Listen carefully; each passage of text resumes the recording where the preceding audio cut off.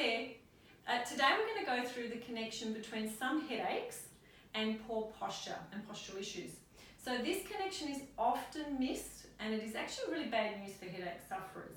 So if you suffer from headaches that are persistent, perhaps sought some help, found that it hasn't worked, or you've had help and it's only been short-lived, then stick around and we're going to go through a postural distortion pattern that can often lead to headaches.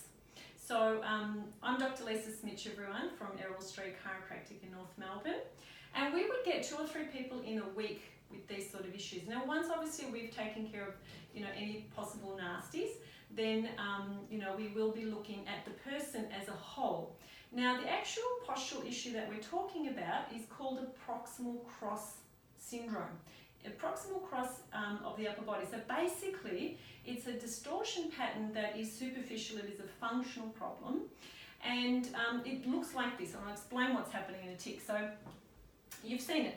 So shoulders are rounded, shoulder blades have kind of pulled forward, they're retracted, head is forward, chin is jutting out. We're getting that folding in that middle there, okay?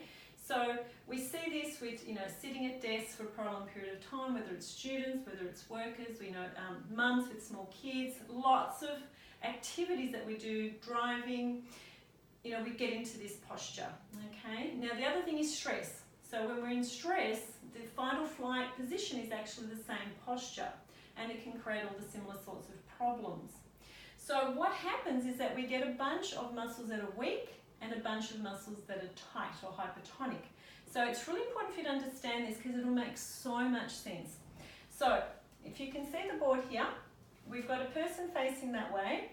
We've got some tight areas in this cross and some weak areas. So the tight areas are the traps and the levator scap and the pecs at the front. So they're causing that tightening, that rounding. The weak areas are the front muscles here of the neck and the scapular stabilizers in between your shoulder blades.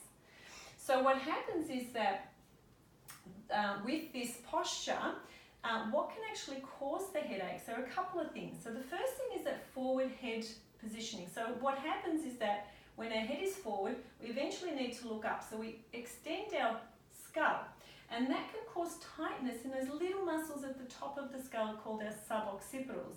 This can create tension, tightness. It can create headaches as well. So if you want to learn how to stretch those muscles, then just jump onto our blog on our website, and we've got an exercise there, a stretch that you can do. So we've got that forward head carriage, that's an issue. The other one is the tight traps and levator scap. Now what you'll find really interesting is that those muscles attach to the base of that skull, and some of those headaches that you might be experiencing might be coming from the base of the skull in that suboccipital area, but more where the muscles are attaching. So if you want to stretch those, we've got that stretch as well in our blog. Okay, so basically it's a matter of really addressing this whole issue of weak muscles and hypertonic muscles. That's obviously superficially, but that's very important. Now what we do as chiropractors, underneath that, we want to make sure that the structure of that neck and back is ideal, and we also want to make sure that the function of those joints that feed those messages from your muscles to your brain and back is stress-free. So we want those spinal joints to be nice and loose as well. So once we've taken care of all of that, then most of the time that can take care of most of those annoying postural headaches that we often see. So any questions, any problems with any of those stretches or exercises, message me, comment below, and we'll be more than happy to help. Thanks for listening, guys.